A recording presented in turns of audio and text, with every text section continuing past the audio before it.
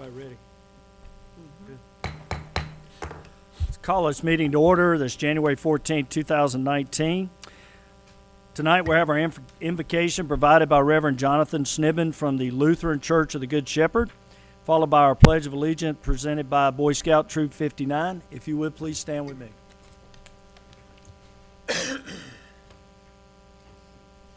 Let us pray.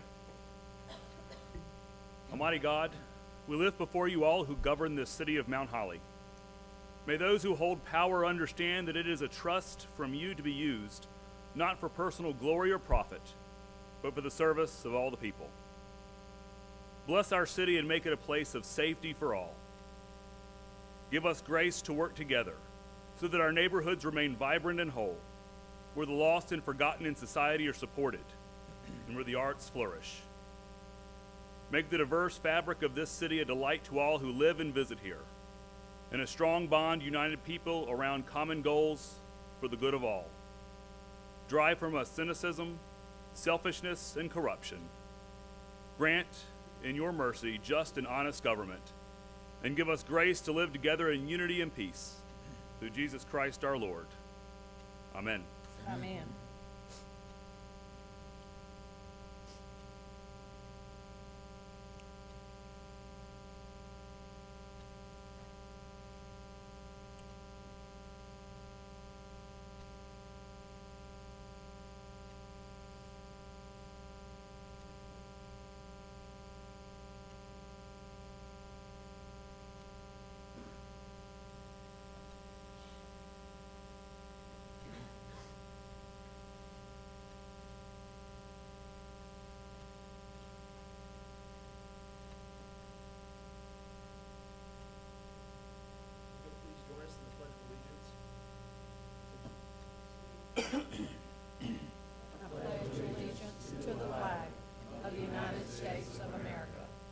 To the republic for which it stands, one nation, under God, indivisible, with liberty and justice for all. Mr. Mayor, City of Mount Holly, glad to be here. We survived the blizzard of 2019 so far. Never sure what kind of packages we're going to get. Everything's unexpected. Speaking of unexpected, I did get a text from little Johnny not too long ago. You were asking about it. His neighbor was asking about digging a hole in the backyard, and he had a big old hole dug and said that he was burying his goldfish. Neighbor asked him, why did you dig a hole so big? Well, he's inside your cat. Appreciate you letting us be here. Thank you. As always, we appreciate the Ministerial Association and their support of our meetings. Thank you, and Boy Scout Troop 59 for being here. Thank you. Just a couple of housekeeping items. Remember that if you want to speak during public comment, the sign-up sheet is at the door when you come in. Additionally, we have 3 public hearings tonight. If you're interested in speaking on any of those, please go ahead and sign in on that. Under our public comment, it's limited to 3 minutes, so just make sure you keep that in mind. We don't respond to your questions or your inquiries, but our staff does take it down and we will get back to you. Okay, so understand that. Next item is to set the agenda. Are there any changes to the agenda? Hearing none, I'll entertain a motion to approve the agenda. So moved. Moved by Mr. Toomey, second by Ms. Briere. All those in favor, please raise your right hand. Motion passes. Thank you. First item is a consent agenda. We have 10 items. Are there any questions? Did you want to leave that on there? Okay, all right. Any questions on the consent agenda? Hearing none, I'll entertain a motion to approve the consent agenda. Moved by Mr. Moore, second by Ms. Shoemaker. All those in favor, please raise your right hand. Motion passes. Thank you. I would ask the council to join me on the floor for presentations.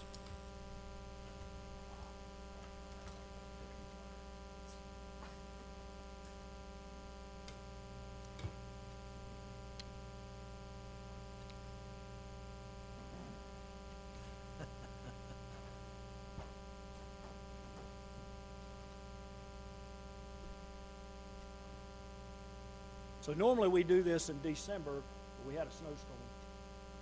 So we didn't have a meeting in December. So this is my favorite time of the year.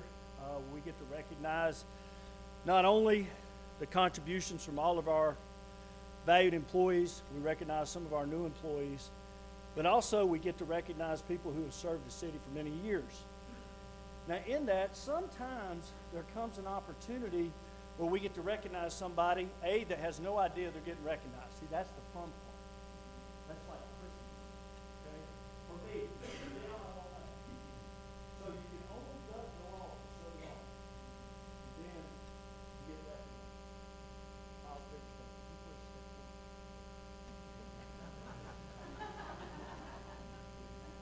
for me, please. But just for me.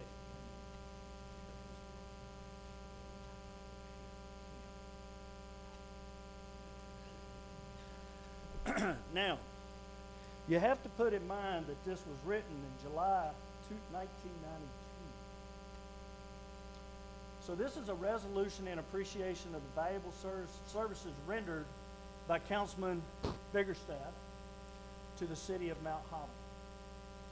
Whereas the mayor and city council wish to express their thanks to Miles Biggerstaff on behalf of all of our citizens for the leadership he has given to our city while serving on council with distinction for nearly 21 years, and adopt the following poem in his honor. There was a councilman named Biggerstaff who served 20 years after being first asked. He came to office as a right young man, and since that first day has taken many a stand. When thorny issues found their way to his table, Miles Biggerstaff showed he was ready and able. He was tough on contractors, engineers, and the like, slashing their bills and occasionally causing ill will. When the need for compromise caused quite a stir, to the rescue he came, Mount Holly's own Henry Kissinger. Now for you young folks, well, never mind. But when it comes to our children and recreation, he is certainly one who deserves a standing ovation. And when our elderly had a special request, he rose to the occasion to offer his best. He has left his mark on the new Mount Holly, having worked to keep our city from strife and folly. New Mount Holly would be Catawba Heights. So that's how it was referred to at the time when it was annexed. Now our friend has answered the call of Ma Bell, and together we all meet to wish him farewell. But even as he moves from our city limits, we would all welcome him back in a minute. Never forgotten, he will always be a part of our little city with the great big heart. Now therefore be it resolved that the mayor and city council of the city of Mount Holly hereby bid a farewell, welcome, to our best friend and colleague, Miles Biggerstaff, and wish him and his family the very best.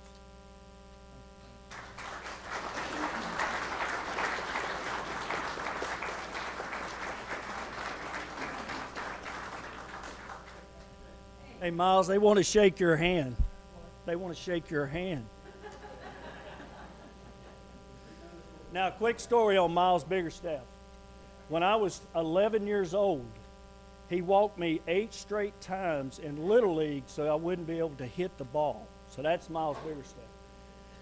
But also, Miles has served on our utilities committee, has been a driving force in our negotiations with Charlotte Mecklenburg Utilities.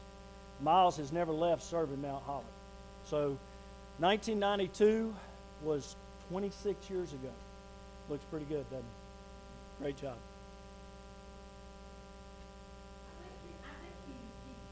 We got him.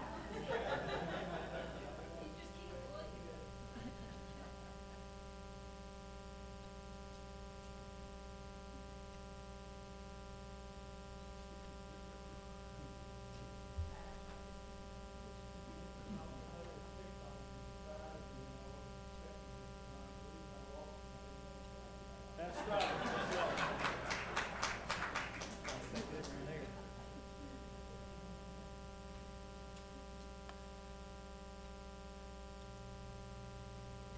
So the next person that we get to recognize and tribute for appreciation of 45 years of faithful service, our city attorney, Tim Michael.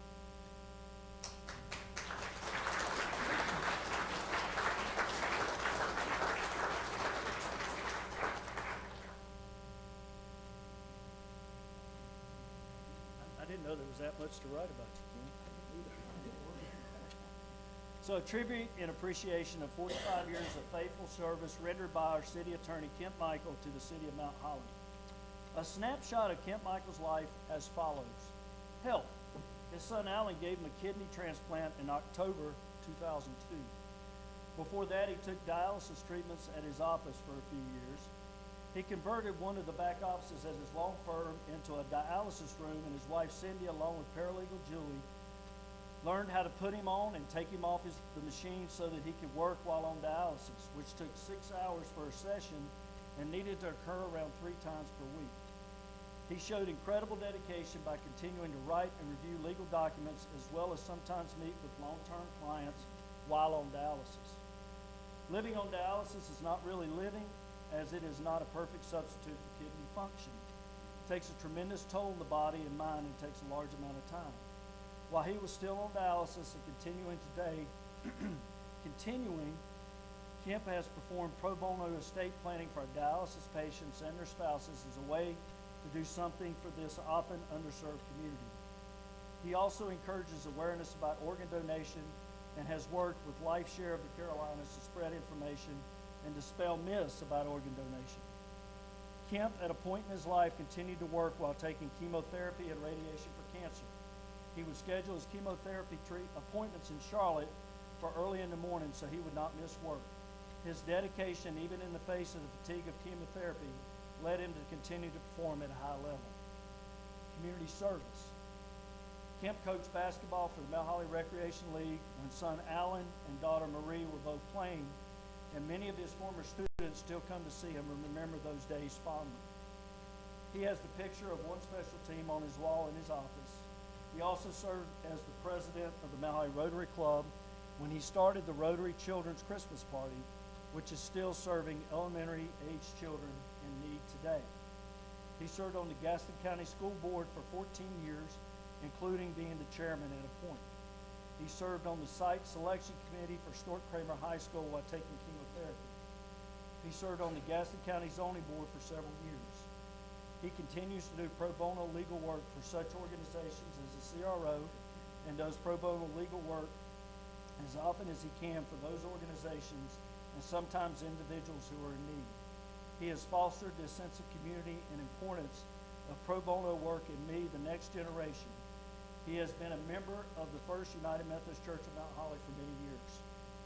Family, wife Cindy, children Alan, wife Marcia, Karen, husband Bo, and Marie and husband Joshua. Grandchildren Grace, Olivia, James, and Jordan. He is a devoted husband, father, and grandfather. He has almost never missed a game that his children and grandchildren play. Likes and hobbies.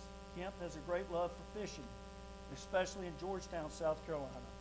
But even better than catching a big fish, he enjoys watching someone new to deep sea fishing catching a big fish. He loves horses and rode horses in the Mount Holly Christmas Parade with his children when they were young. He has a great love for poetry and takes great pride in his writing, especially writing meaningful resolutions for people throughout the years that are filled with admiration. He sees the beauty in it in the everyday and reminds people under great stress to remember the sun is still shining. The above accentuates the amazing story of Kemp's ability to serve as city attorney for 45 years to the city of Mount Holly. He has been truly blessed. Now, therefore, we, the undersigned, on behalf of the city of Mount Holly, do hereby express great appreciation to our city attorney, Kemp Michael, for his 45 years of dedication, visionary, and exemplary service to the city of Mount Holly this 14th day of January 2019.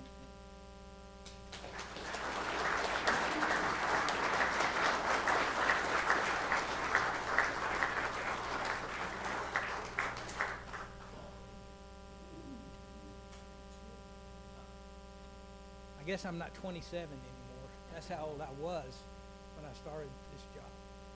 And I remember that one council member in particular, a little committee came to my office to ask me if I would consider being city attorney. I was 27. I think Miles was one of the culprits that did that. And, you know, it's funny, the first thing you remember when something like that, I was completely shocked. And I remembered, oh God, I should have taken that municipal law course in law school. Instead, I took maritime law. It didn't mean anything. But It's been a great opportunity to be city attorney. I'm really proud of that title, and I hope I've done well by that title.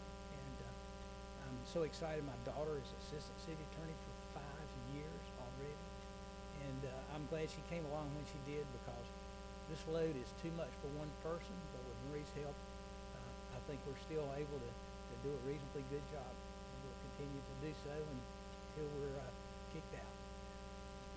Hope that won't be tonight. I appreciate it very much. Thank you. Okay.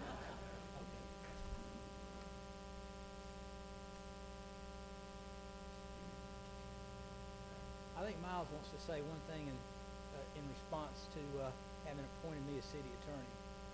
Come on, Miles, you owe him for getting you with that resolution tonight. I blame him.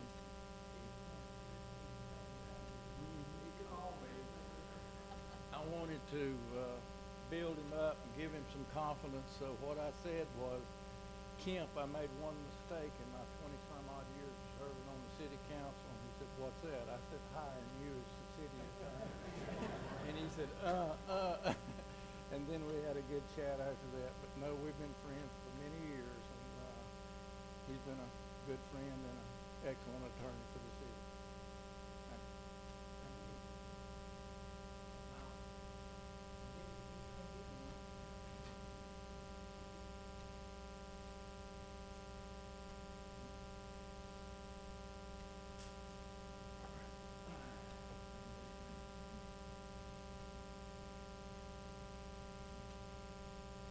I'd like to ask the Mount Holly Community Development Foundation, the Friends of the Greenway System, to please come down.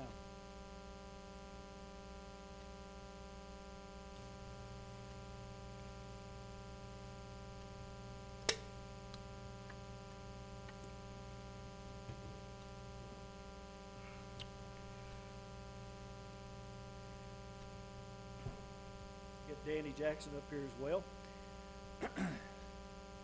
So this is a resolution recognizing the City of Mount Holly, the Mount Holly Community Development Foundation, and the Friends of the Greenway System for the 2018 Central Carolina Council of Governments Region of Excellence Award. Whereas the City of Mount Holly undertook a vision process in 2003 in which 150 citizen stakeholders participating have identified greenways and connections to the Catawba River as one of the top 5 priorities, with the others being a great Main Street, waterfront dining, and an event center and museum. And whereas in May 2003, participants from the vision process and their partners spearheaded support for a $5 million bond referendum that passed by a 2-to-1 majority, of which $2.7 million was dedicated to the downtown streetscape project, with the remaining $2.3 million reserved for park and greenway expansion. And whereas in September 2003, with its mission to advance the health, general welfare, and prosperity of Mount Holly through projects such as downtown revitalization and greenway development, the Mount Holly Community Development Foundation was incorporated as a 501c3. And whereas the foundation, as it is commonly referred to, established the Friends of the Greenway System as an official committee in June 2005, with its members widely recognized by their bright green frogs t-shirts and strong showing at community meetings and events. And whereas the foundation and its Frogs Committee have been a dedicated financial supporter of the Mount Holly Greenway System through private and corporate donations, having raised $385,000 for greenway design, master planning, and construction leverage, which includes the funding of the Catawba River Corridor Greenway Master Plan, Mount Holly Greenprint Conservation Plan, and design, survey, and ecological studies for Phase 1 of the Mount Holly Riverfront Greenway. And whereas Central Carolina Council of Governments, an organization that encompasses 9 counties and 74 municipalities, representing almost 2 million people, recently celebrated its 50th year in service and operation, with the City of Mount Holly being a longstanding member. And whereas on November 30th, 2018, the City of Mount Holly and its partners, the Mount Holly Community Development Foundation and Friends of the Greenway System, were honored as the 2018 Region of Excellence Award winners for improving the quality of life for the Mount Holly Riverfront Greenway and its expansion, having been chosen through a highly competitive application process. Now, therefore, be it resolved that the Mayor and City Council do hereby extend their deep appreciation for the hard work and dedication that has gone into years of greenway planning and Development as recently recognized by Central Line COG for the 2018 Region of Excellence Award.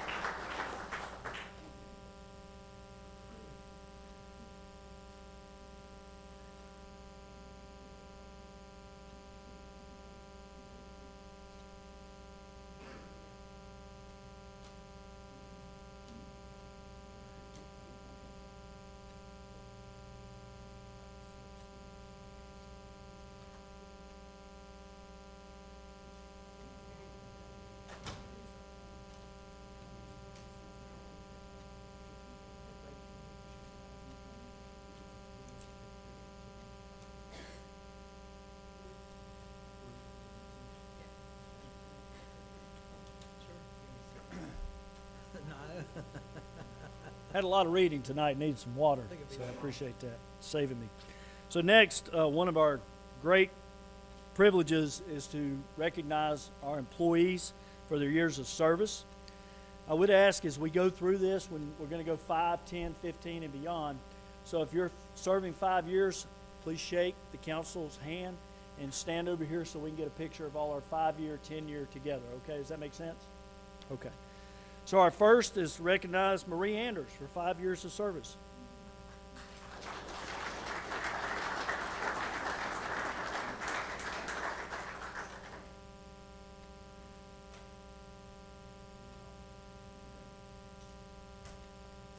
Next, with 5 years of service, Chief Don Roper.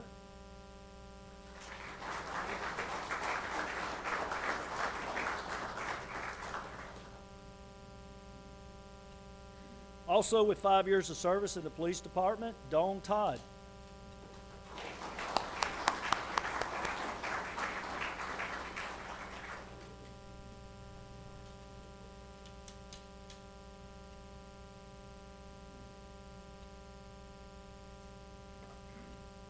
Also in the police department, Jennifer Howard.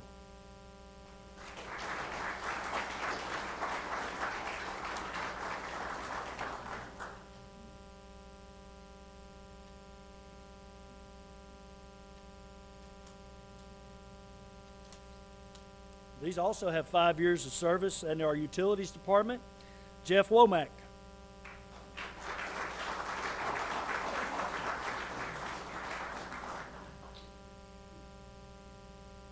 Doug Shout.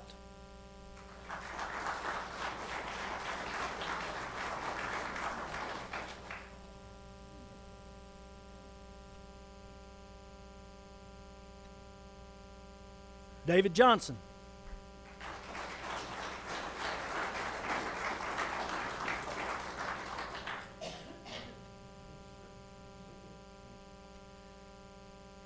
And Gina Miller.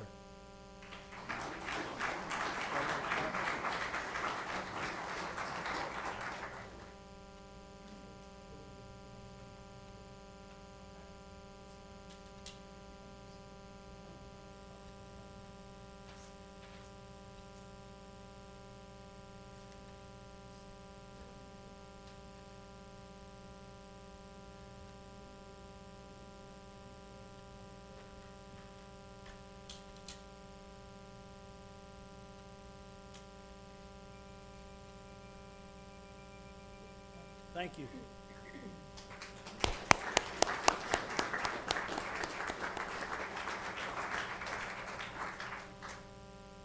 These two are pretty much tied at the hip.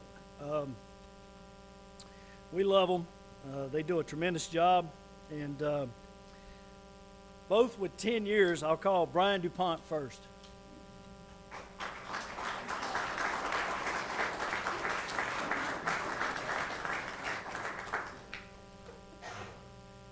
And next, Jonathan Wilson, 10 years.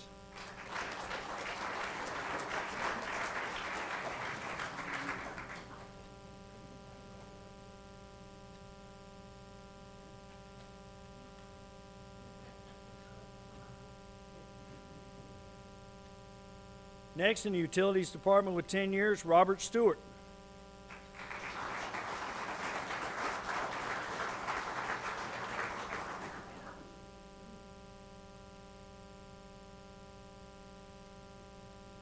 What are you going to do now?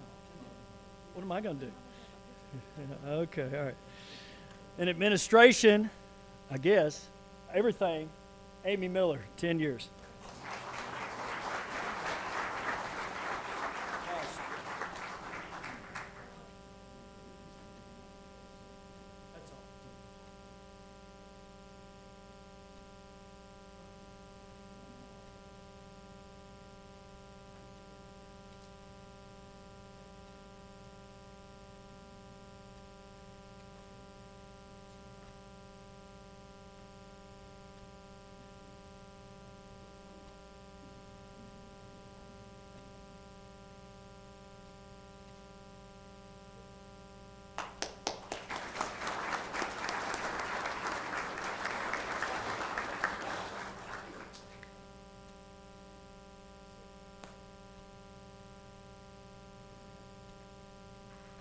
In our police department with 15 years, Jonathan Moore.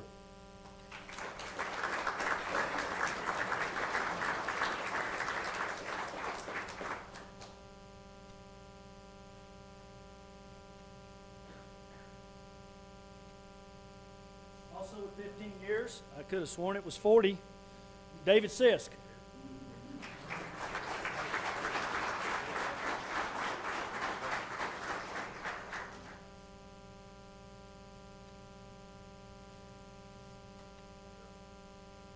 That's all, 15.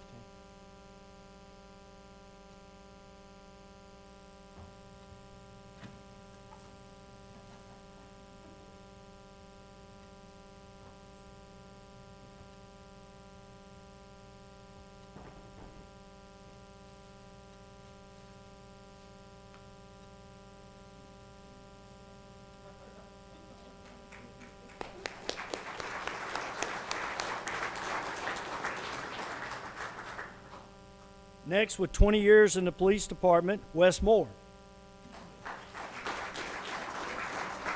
It says Monroe. Sorry, Wes. I've known Wes as long as I've known my wife, so sorry, Wes. Next, with 20 years, Mark Walls.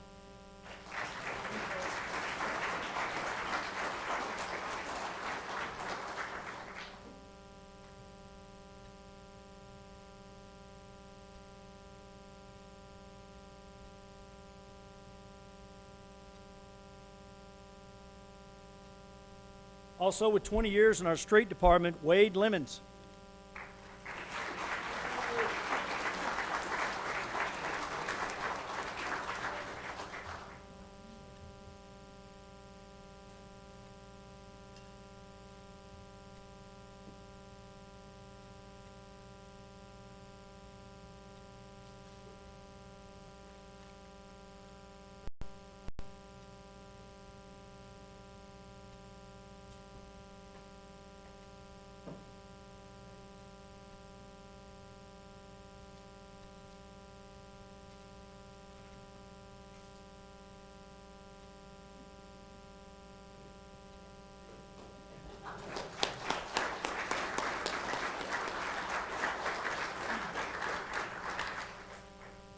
Next, I have the privilege of swearing in new firefighters.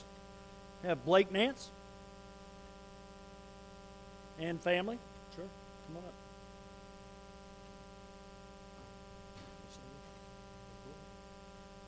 I'd like to introduce Blake Nance. He's one of our new firefighters. Comes to us from Shepherd, all of his fire department. Been in the fire service since he was 13 years old. Started as a new firefighter. Blake's badge is going to be pinned by his task there up there in the corner. Blake has requested his badge and his task. This badge is special to the Mount Holly Fire Department. For many different reasons. History, tradition, heritage, all those things come into play when it comes to this badge. This badge is reminiscent of our very first badge we had at the Mount Holly Fire Department. It has Blake's number. His number is 36. Will never be assigned to anyone else. So we'll always have Blake's name attached to it. So no matter what rank Blake comes, if he becomes a captain or he even becomes a chief one day, he will always have badge number 36 and it will follow him through his career. And I'm honored to have him as one of our family members and also as his employee.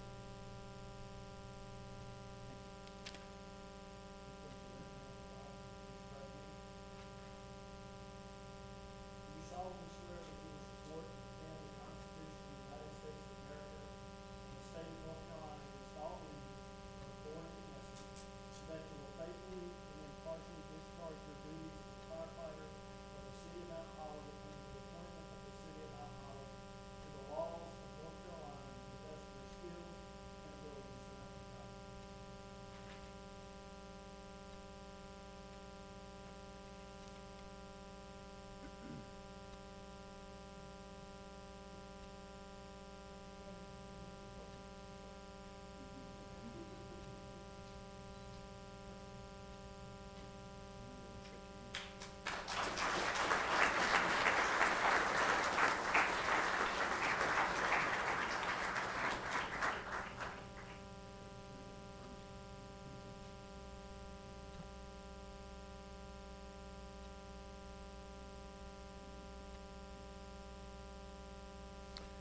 Next, we have Ashton Cheney. This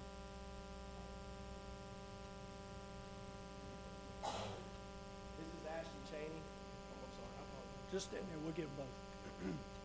This is Ashton Cheney. He's also one of our newest firefighters. I've had the pleasure of knowing Ashton for over 10 years. He started with his fire service in Cornelius, North Carolina, and his dad is going to be pinning him tonight. David, he was one of them. Ashton is he's got a mustache. He's been in the fire service for 10 years, but I told him he's got a mustache, I'll give him 11. Do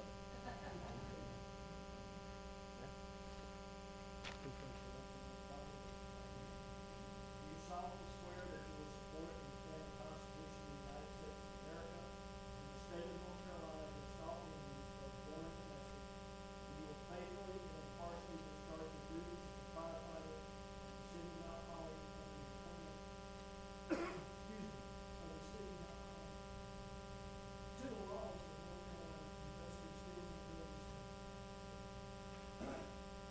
Everybody's happy.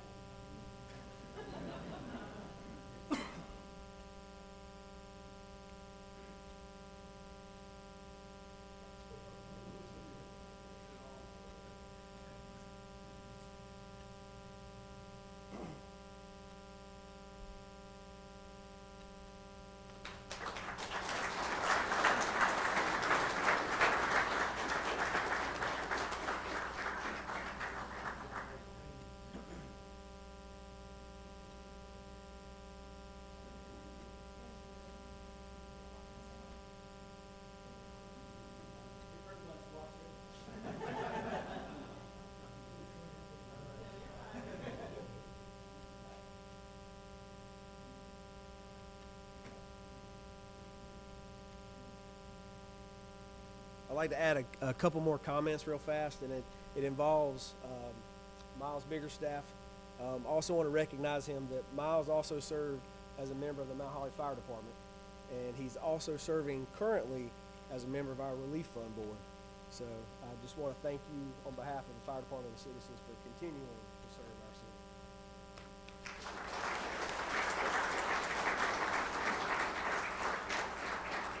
And And now it's Kemp's turn. So I was hired back in the city back in 2000, and my most memorable moment with Kemp was when he was on dialysis, and I served as also a code enforcement officer for the city. We were tearing down a house at 302 Cherry Street with a gentleman, I'm not going to mention his name, but he was living in a trailer behind this house, and the gentleman was defecating in bags and throwing it under this house that needed to be torn down. So that was my job. So one of my first introductions to Kemp was I walked into his office and he was on the dialysis machine, and that was a shocker for first. But then we called the gentleman on the phone, and Kemp told him that if the house wasn't cleaned up and if he didn't agree to clean it up, that we were going to have the health department come out there and do a DNA test on that stuff that was underneath that house, and we were going to put him away for a long time. So I just thought I'd share that. Thank you. Next, we have our new employee introductions, and we'll let the department heads come up and introduce your employees.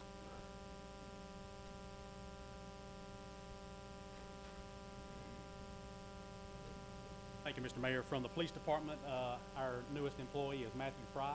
Matthew, can you step up, please? Matthew comes to us. He's a Gaston County native. He started with the police department as a telecommunicator in September, and he currently lives in Gastonia, and he's already proven himself to be a great member of our team. We're glad to have him.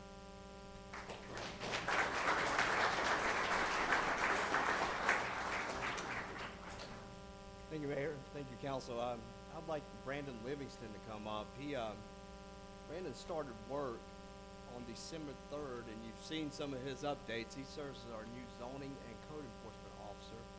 And so Brandon's a 2014 graduate at UNC Greensboro, but through the interview process, we knew Brandon had the qualities we needed as a city. Very analytical, showed that dedication already by going after some tough cases. So I'd like to welcome Brandon to the city of Mount Holly.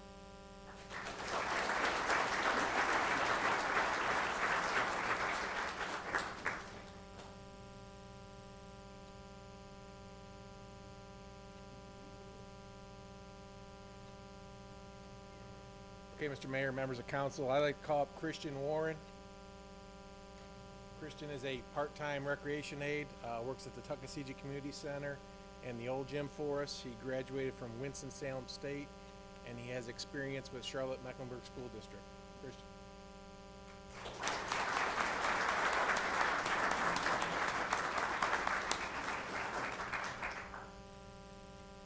I'd also like to call up Jeffrey Chapman, please. Jeffrey is a graduate of CPCC. He works at the Tuckasegee Community Center and the old gym, and he's also a certified life coach.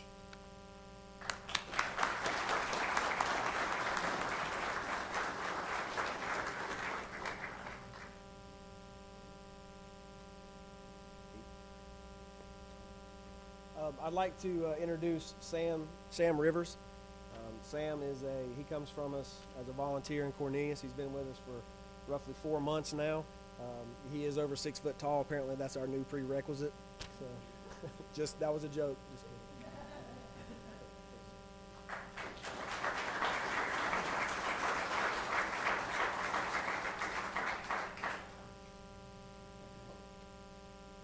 I'd like to welcome Byron Green to the city of Mount Holly.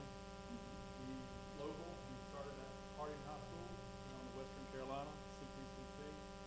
Spent 28 years with Byron Timber and Land, where he was a multi-craft maintenance technician for Park Road Shopping Center.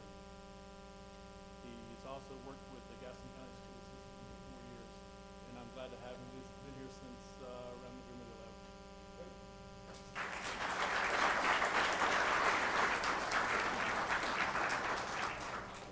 Let's kind of come up here and stand. Y'all are the most important people here.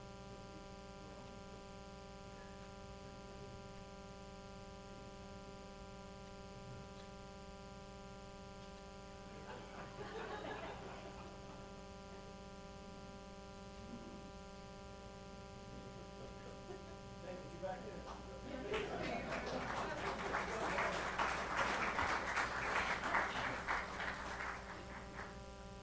Chief Don Roper, recognition of officers for exemplary service.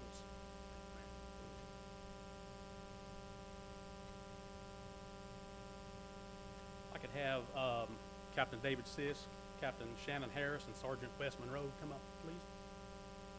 I would like to also mention that Major Bryan Reagan is out of town at training, so he's not able to attend tonight.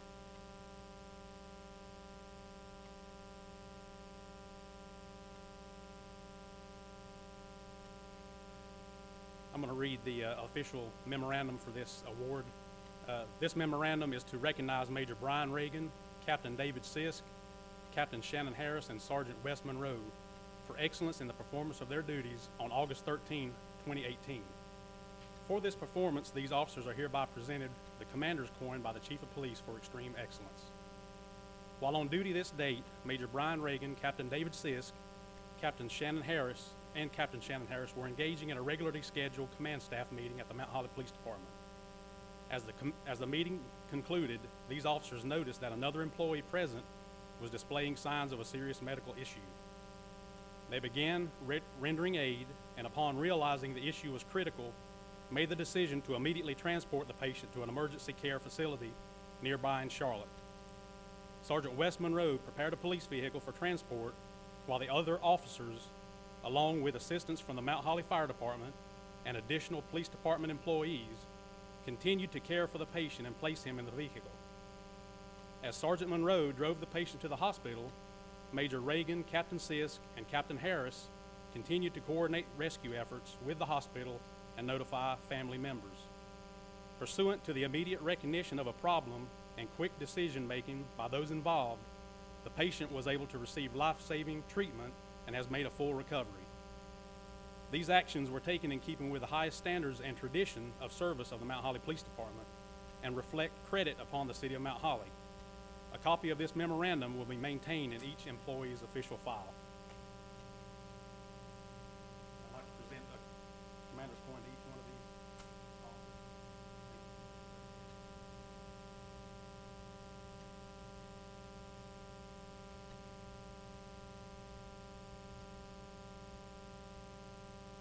officers. As I mentioned earlier, Major Bryan Reagan is out of town training, could not attend. And just as a side note, I want to mention, as after the commendation has been read, that patient was me, Don Roper. So it holds a special place in my heart to be able to recognize these heroes for saving someone's life, and I really do appreciate it. God bless you.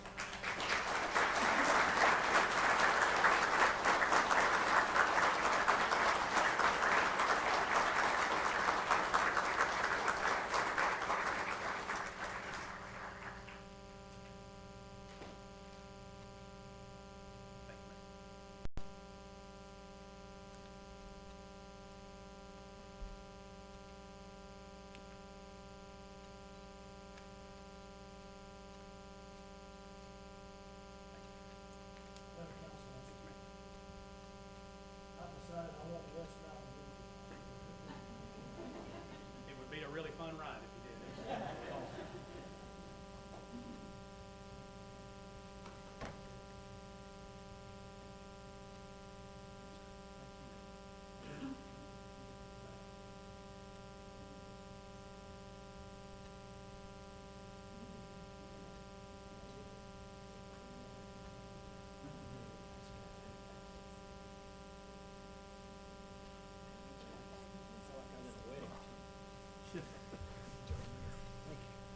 Lost my voice. We'll see.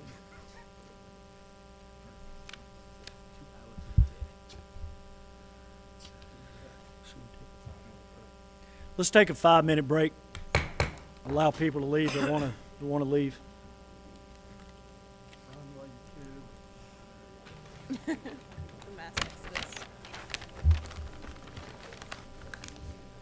don't have to reinforce on your wall with all these things you're hanging on there.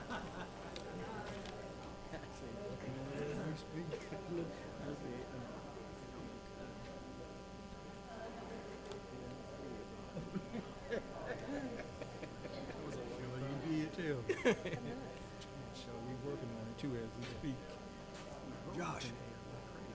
That's cool though. I swear to you, like every time they start talking about that, I start tearing up. Take care. Hey, man. Congratulations. Take care of that baby. Josh, how you doing? That was the point. Kemp's been why, planning it just- for 2 months. Yeah, it's a big deal. Then December got rescheduled, so I was like, I hope you'll come back.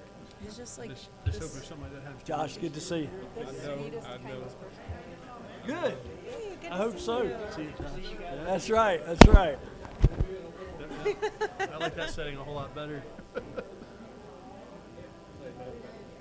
Oh, I thought it was hilarious. It was perfect. That's what you should have said.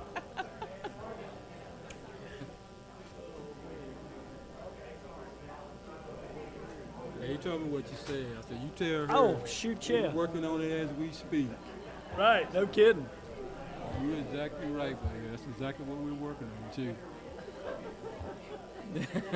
Thank you, Miles. Yeah. No, you're not the only one. Trust me. Oh, no. Yeah. Yeah, once Jones Brothers left, everybody like, we need another grocery store here. So we're working on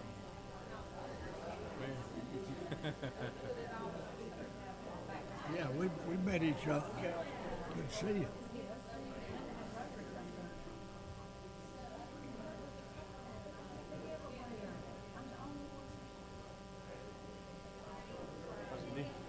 Knee's fine. It's my voice I can't seem to keep, but my knee's fine. Thank you. I figured standing for 45 minutes wasn't fun. It actually, my other leg is hurting more because I'm leaning on it. Compensate. Yeah. Every time I've had something like that go on, it's like my lower back on the opposite side hurts me. That's what I told them. I'm like, I don't even have bad knees, and my knee was stiff. It's a little stiff right now. Mayor Witt, thank you for coming. Mayor Robert Witt, come to the front. Is he here? He can't hear good, actually. Lauren, I didn't see him. it's right here. He can't hear well, actually. Mayor, it's a pleasure. I thought so. Yeah, that's what I thought. It's good to see you. Hey, follow up with your brother. We're doing all we can at Lenore Ryan. They need a center. Our coaches talked to them. So, oh no, I know. Yeah, I saw it. Yeah, I was looking at. I don't know, but Jack would love to go there. We looked up the cost net estimator and all that stuff, so that would be awesome. I appreciate your help. Zach wants to go to LR. They can. To play football. Yeah. So if he gets, School. yeah, it is a good school. My, He's going to go to App State if he doesn't get an offer. But yeah. My father-in-law lives a quarter of a mile from the campus, like Oh, just yeah. right down the road. We drive past it every time we go up there. You're still I've never missed. been there. It's pretty. Oh, yeah, I can't wait to go visit. I hope we get to visit. I hope he gets Absolutely, along. you're missed. Yeah, that'd be wonderful. You know you are. But you know, Robert's brother's the president. And she is great. Hey, Robert, how is Poss doing? I hadn't heard from him since, okay. If you see him in the morning, tell him Carolyn hadn't heard from him. and that's- Okay. Yeah, since you're not campaigning, I haven't seen you. Don't say that. They used to say, you must be campaigning. I said, well, I'm not coming to see y'all anymore.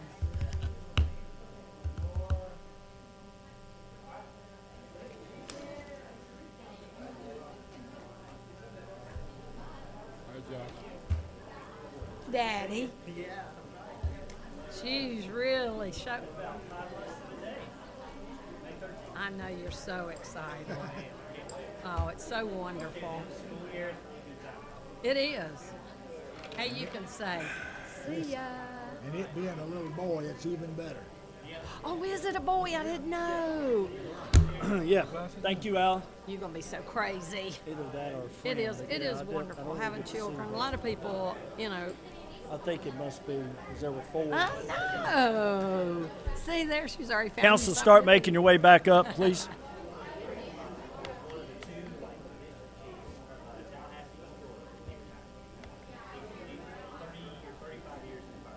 So you never had the desire.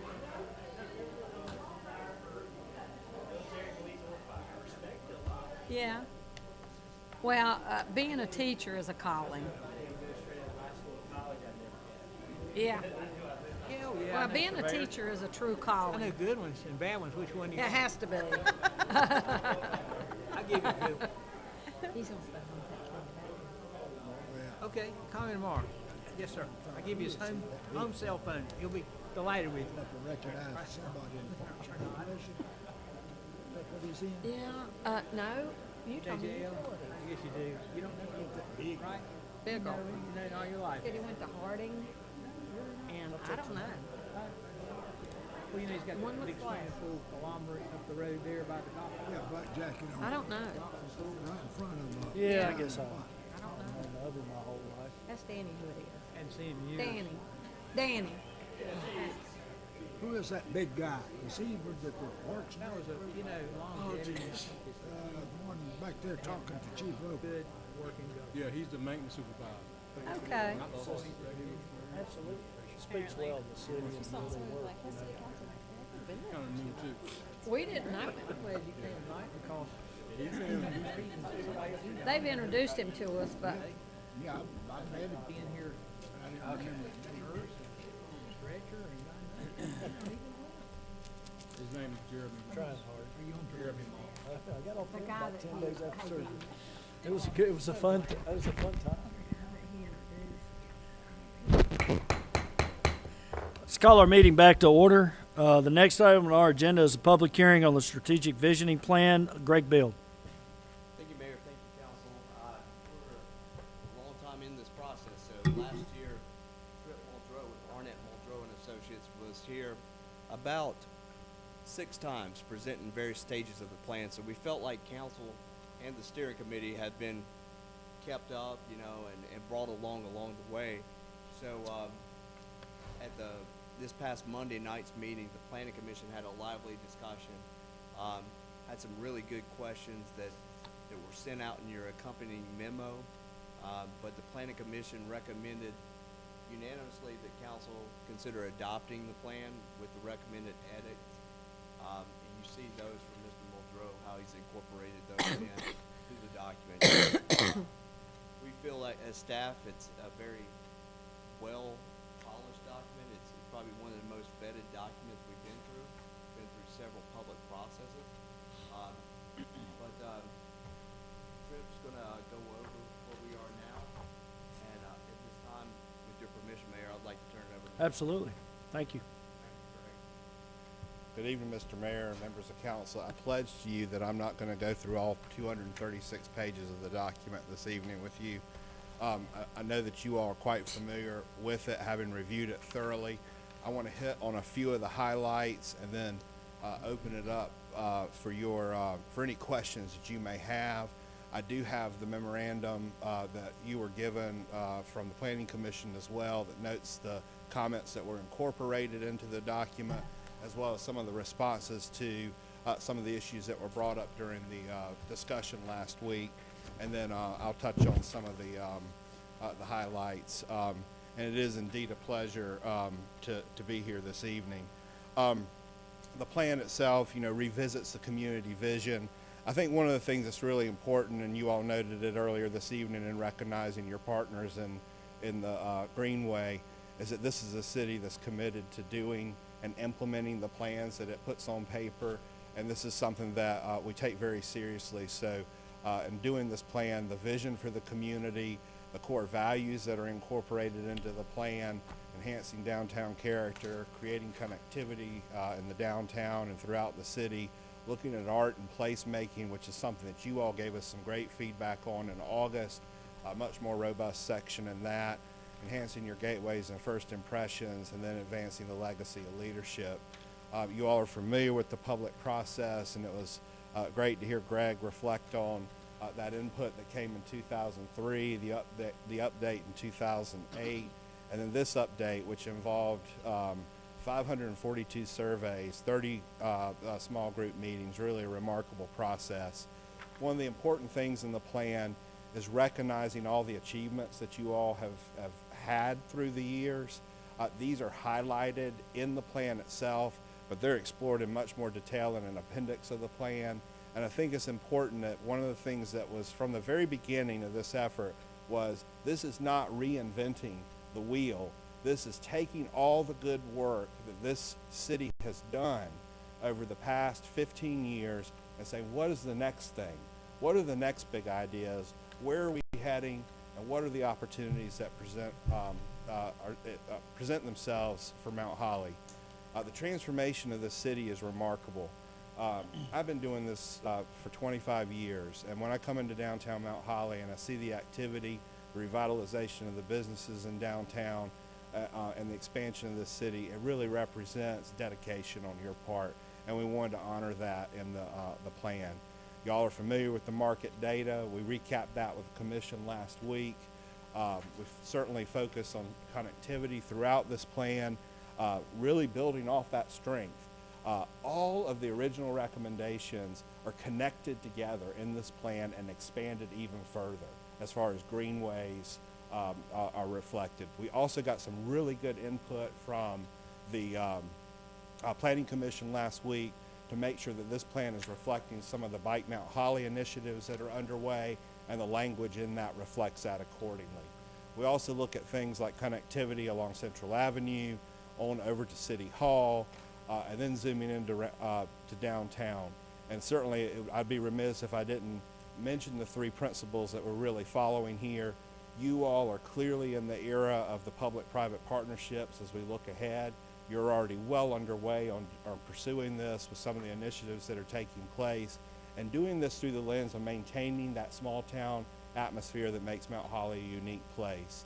At the end of the day, one of the major initiatives that you will see happening in the coming years is increasing housing options. We see this all over the country. It is clearly ripe an opportunity for Mount Holly as well.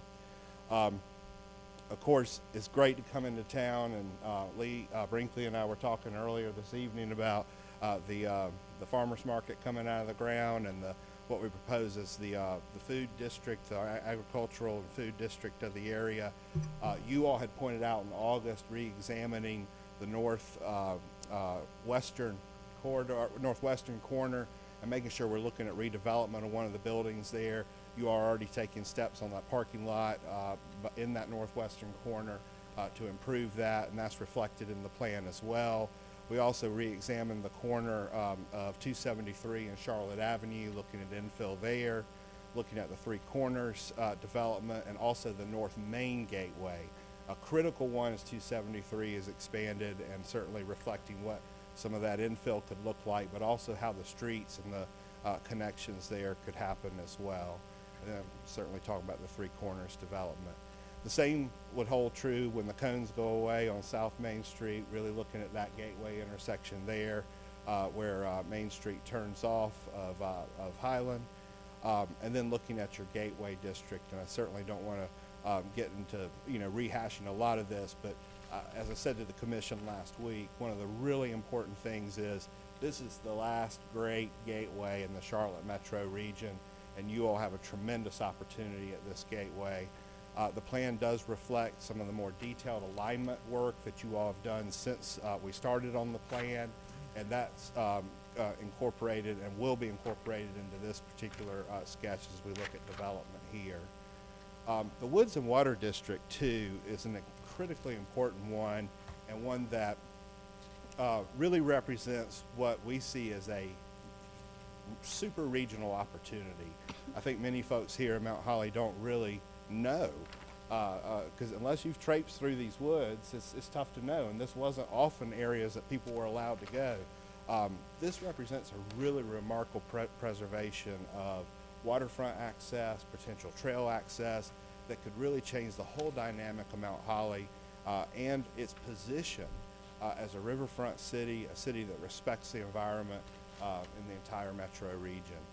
We liken it to the initiatives taking place in Knoxville, Tennessee with their urban wilderness program, where you can leave downtown Knoxville and within 5 or 10 minutes you can be on a mountain biking trail, you can go kayaking in a river, you can be on a regular biking trail, which is what I tend to do because I'll fall off the other one, and really within just a few minutes be back into the community, enjoy the shops and restaurants. This is really the opportunity ahead for Mount Holly, and you're already doing some of the important steps that are happening here to make this happen. And we have some very specific recommendations related to this as well.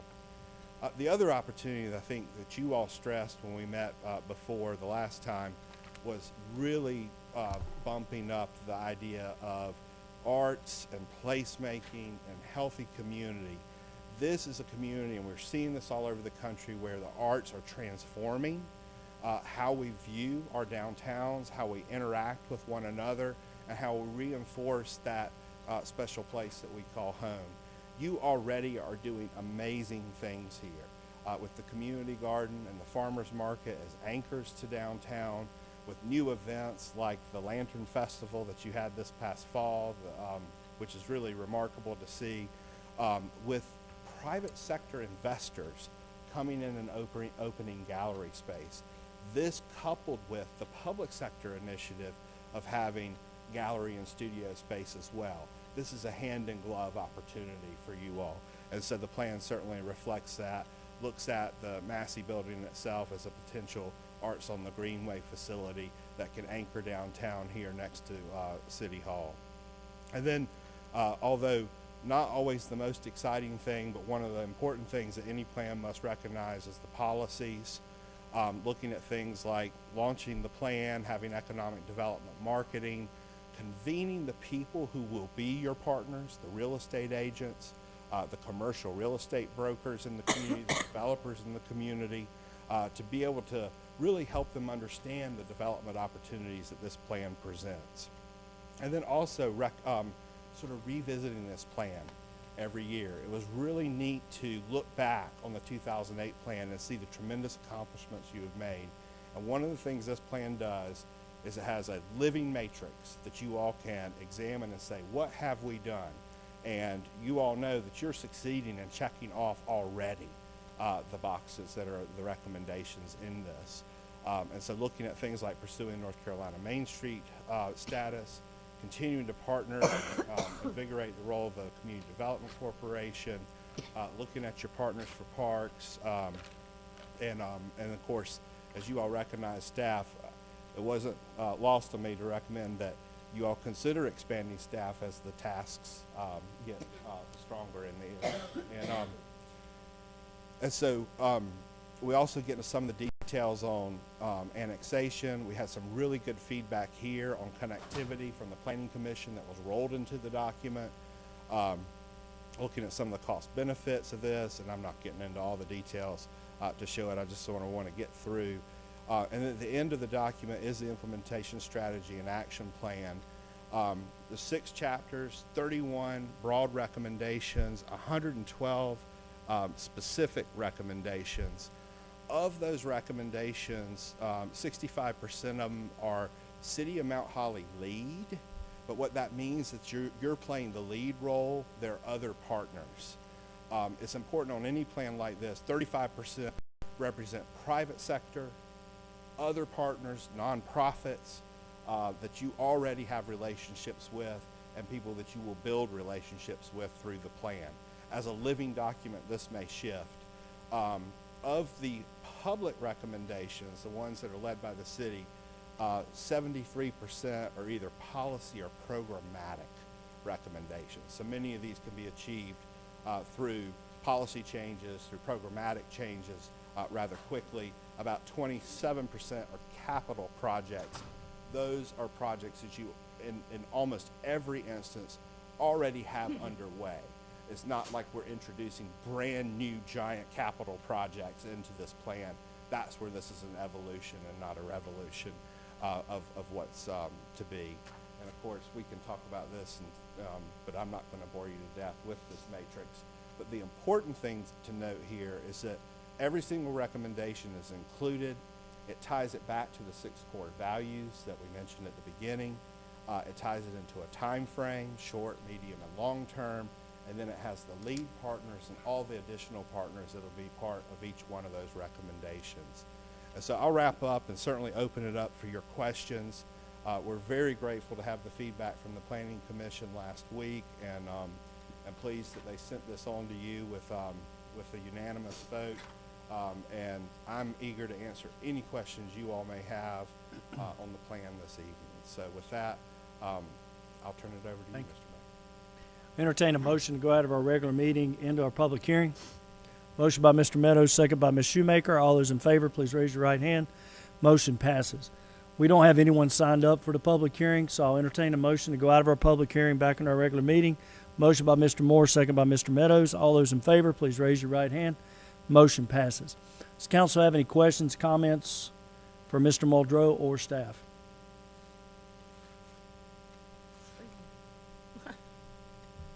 Comment.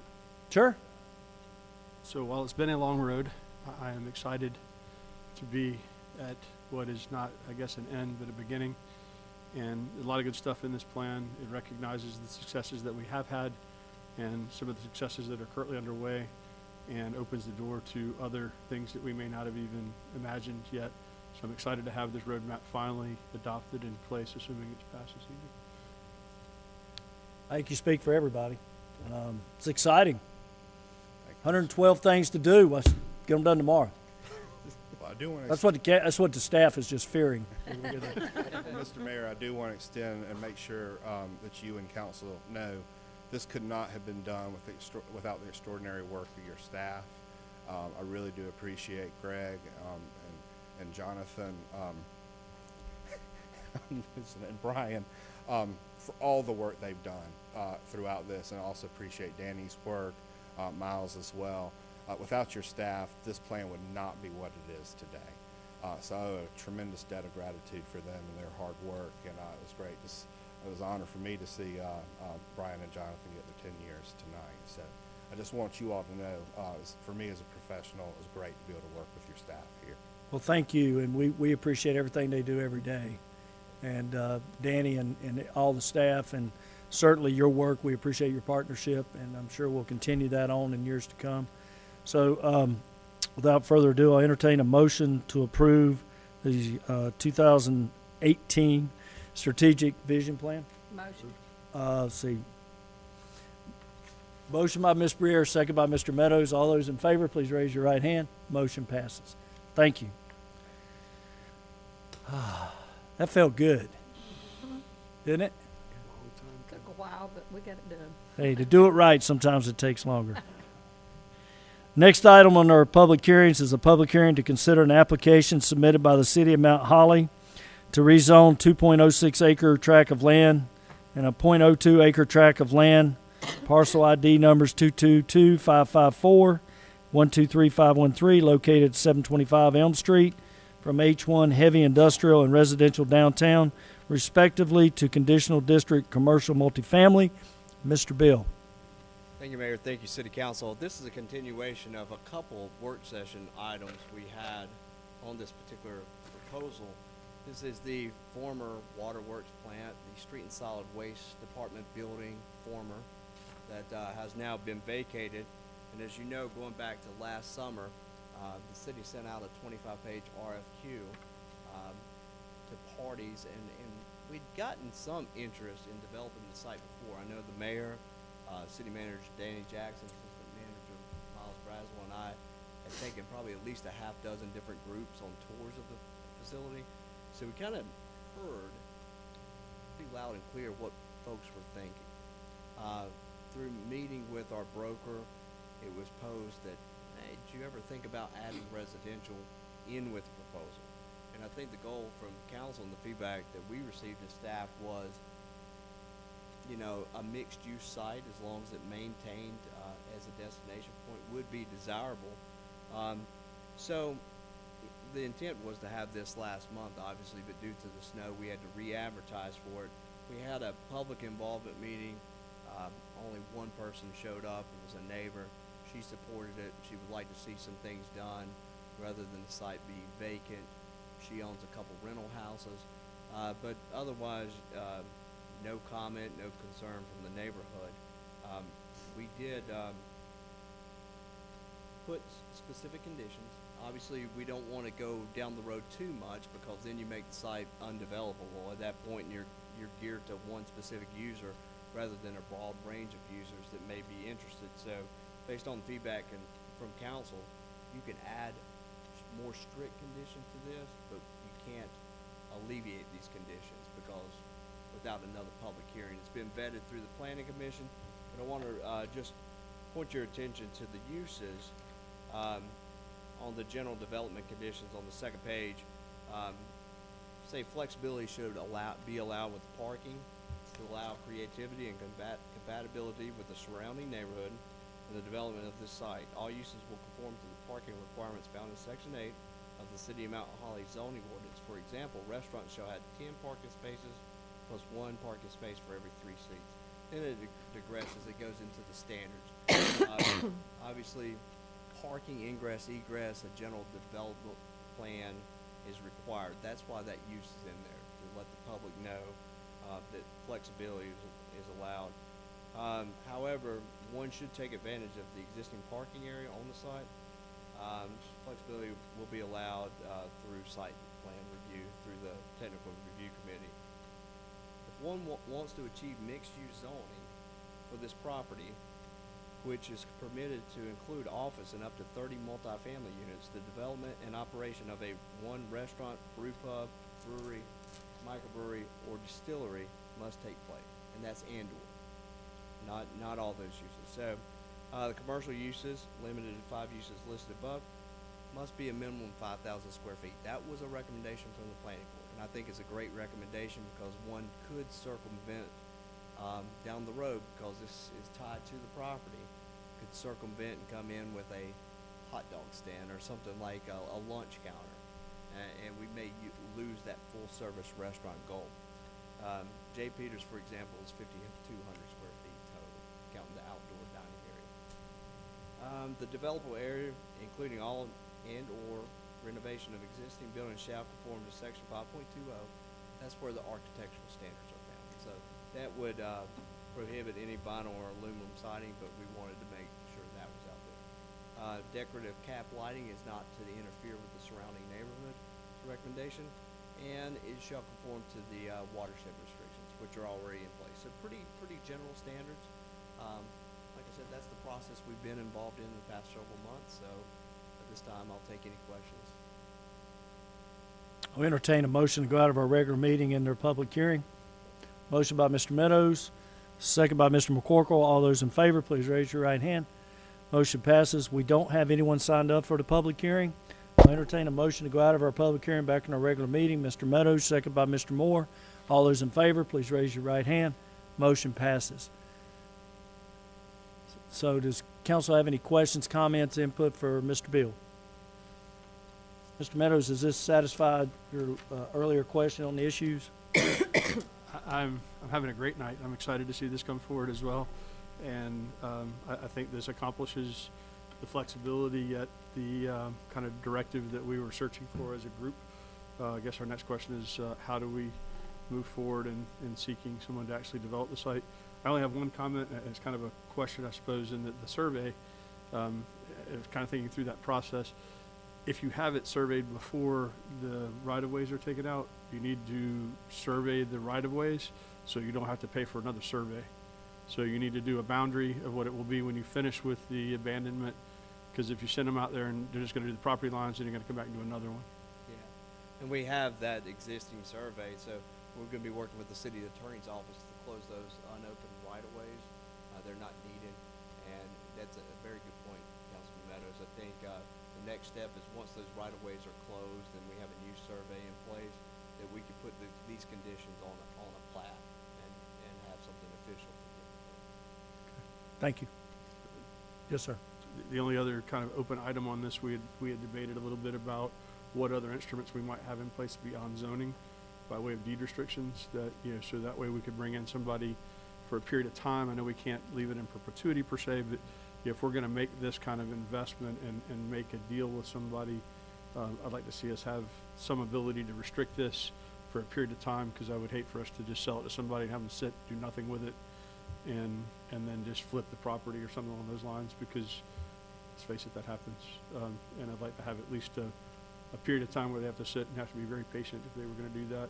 So we hopefully get the active use that we've been desiring for this period of time. So I would like to see us come back with, I think you guys went to a training on that.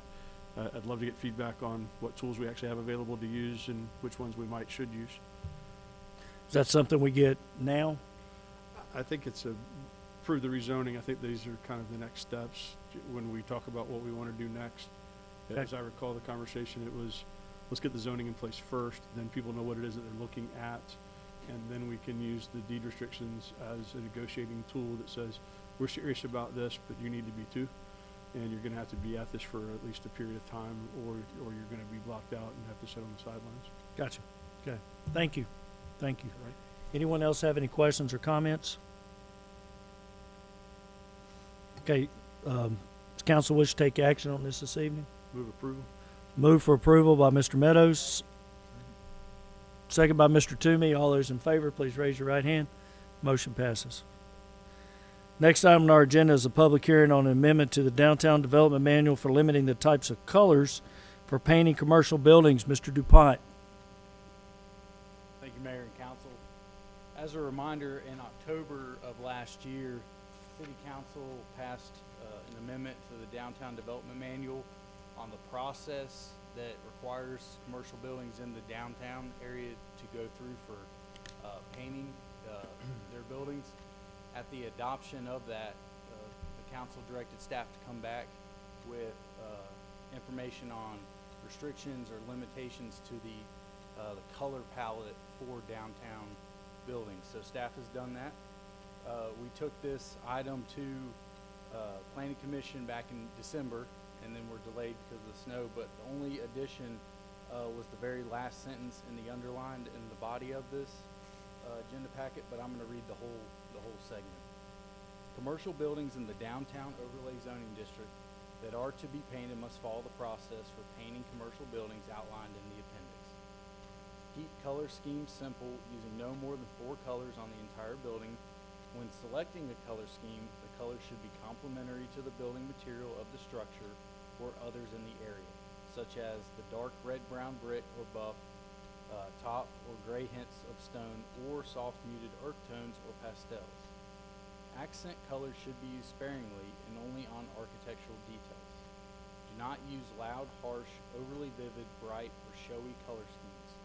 And then the item that was added by Planning Commission was spray-on vinyl coatings are not an appropriate substitute for paint.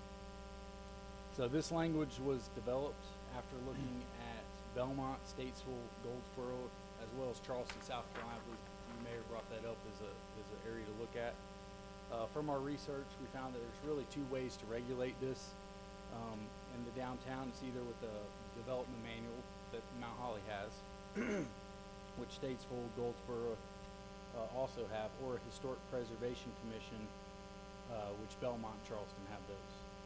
The primary difference is the level of review, either by staff, which is done through the manual, or separate review commission, or a body of people selected by the city council. City council has already, through the adoption of the original downtown development manual, has already, in 2005, it's already chosen the option that we have. So that's all I have. Okay. Entertain a motion to go out of our meeting into a public hearing.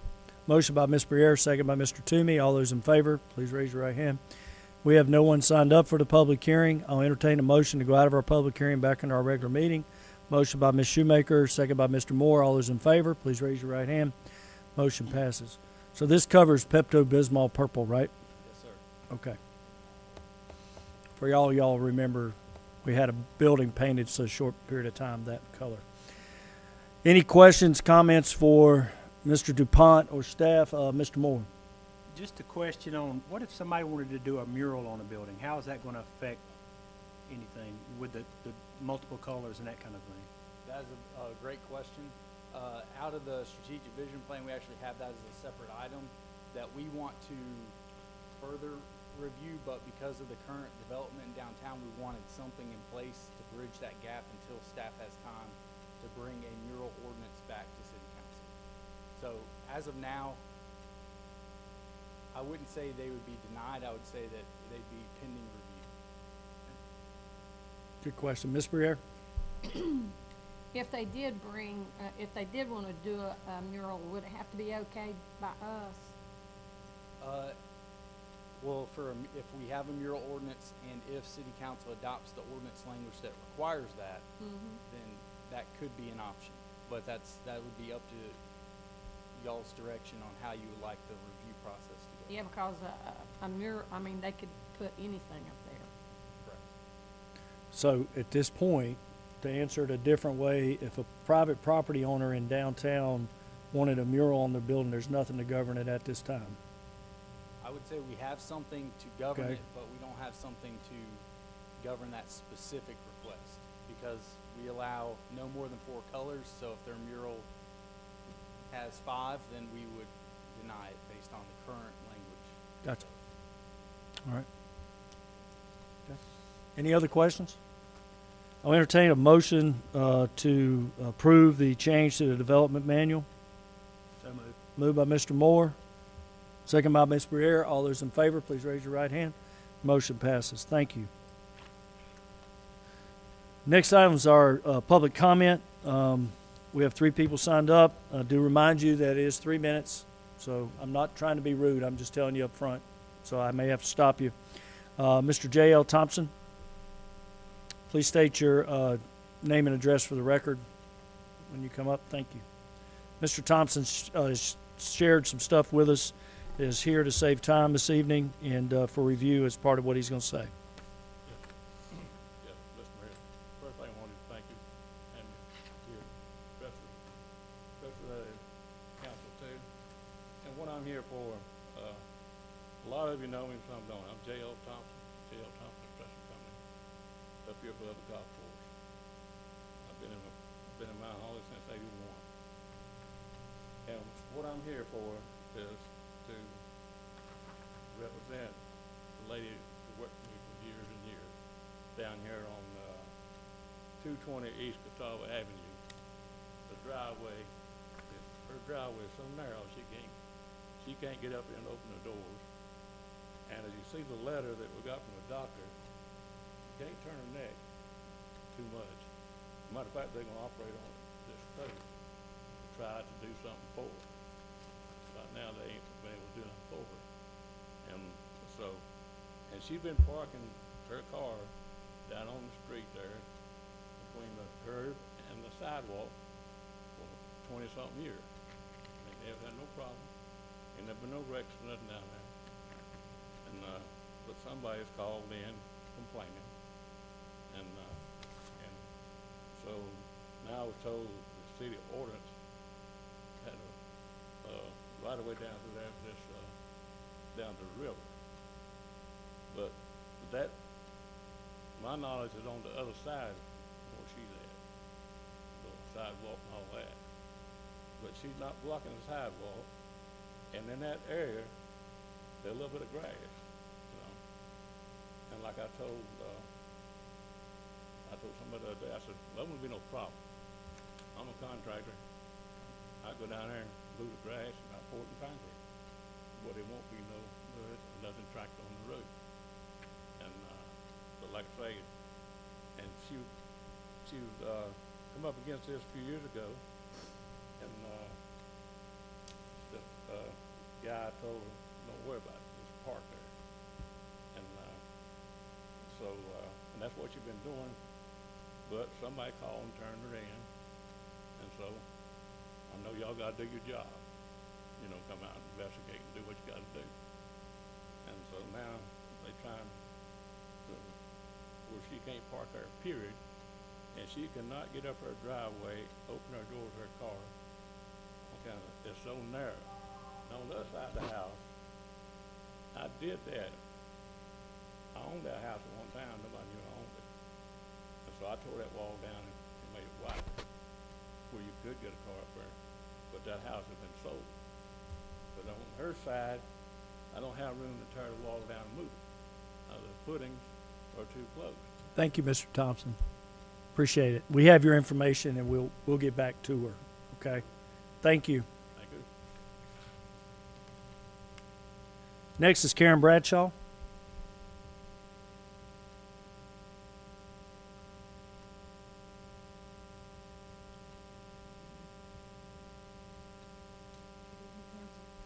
My name is Karen Bradshaw. I live at 113 Rose Street in my home, and I'm not here to sell the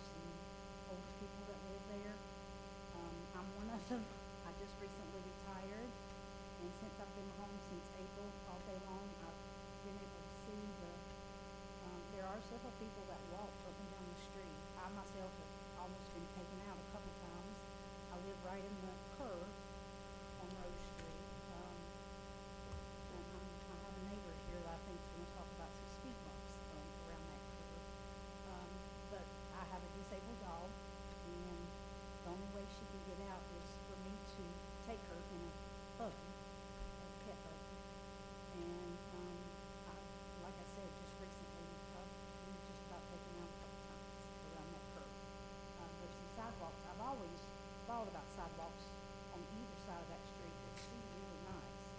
But now that I'm home and I have need for a sidewalk, it would be good. The complaint I have is about the construction right there at the end of Rose Street on 273. That has made it really dangerous for us people on Rose Street getting out or coming in. We really can't tell if we're supposed to stop when we're making a left turn on the Rose Street or what we're supposed to do. So it got hit there a time or two. The only other thing I have to complain about is a neighbor that lives at 111 Rose Street. I have complained about that neighbor for many, many years. Nobody lives in that house anymore, but yet that yard stays a constant mess. We just battled a couple months of an RV being parked, a drivable RV being parked up against our fences that stayed there for months. We're complaining, and I think somebody did finally come out just a couple days ago, and they left a letter on their door. But somebody lived in that RV with it running. What they did with the waste, I don't know. But it stayed there for quite some time. I would just like to ask that part of town needs a little bit of attention. It is older homes. They're, they're not well-to-do homes, but I believe that part of town needs to pay a little bit more attention. Thank you, Ms. Bradshaw. Thank you. Steve Gowen?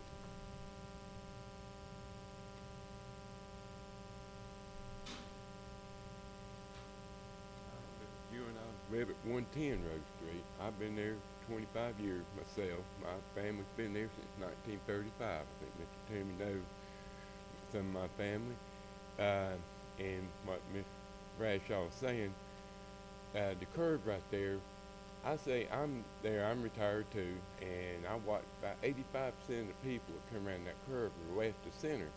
Either they're going too fast or they're just not paying attention. We have had a few wrecks there, nothing major, but it is a problem because we do have kids. I got grandbabies and stuff. We'd like to see the sidewalk. I know it costs money. And the road construction, it has increased our traffic through there greatly. And it is hard to do that, because there's nowhere to go in bad weather. You got mud on either side of the road. And with the road construction down there and the Mount Holly's growing. So we got a lot of people cutting through, and it's a cut through because of the road construction. And we're at a bad place right now. I mean, because a lot of people don't pay attention, and we got the garage right down there. It works on cars. They come through. I ain't saying it's just them, because people they're speeding. I'm not clocking them. I can just tell they're speeding, or they wouldn't be left to center. And I just think we need to be, like she's saying, we got a lot of good people on that street, and we're, like I say, New Mount Holly. We're at the top of Heights, but, we're growing, and we need, sidewalks and be able to get out and walk our grandbabies and stuff. We don't need to be in our neighbor's yard to walk our grandbabies down the road. Since Mount Holly's growing, we'd like to be recognized, and with this road construction, we have a lot of traffic coming through there. And I just want to talk to you, because I've been there a long time, and I've seen a lot of the things change, and like Ms. Bradshaw said, we keep our place pretty neat, and 111 needs some work done there, and I really appreciate y'all time listening to us and really take us into consideration and think about it. Thank you. Thank you. Appreciate y'all coming. Thank you.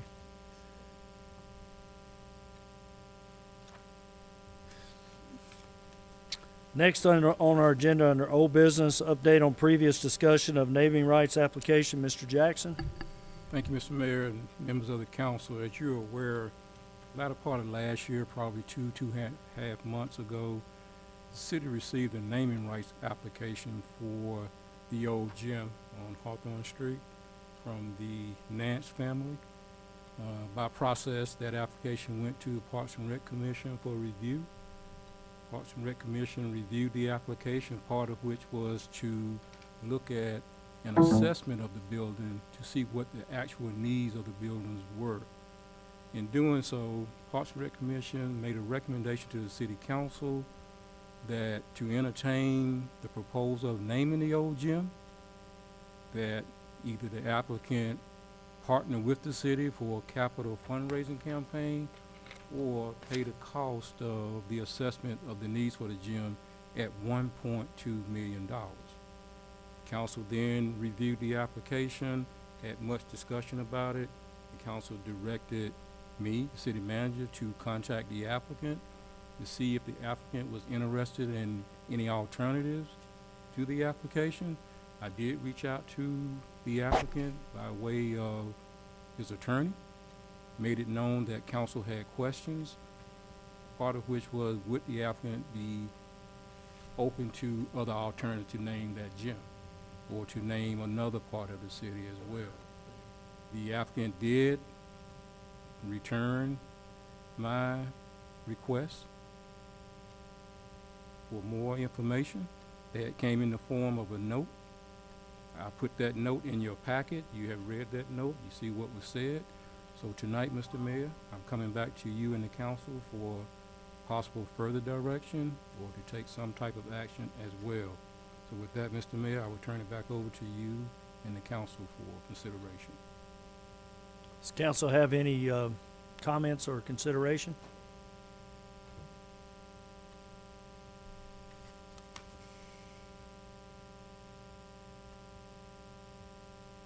I think Yes, ma'am.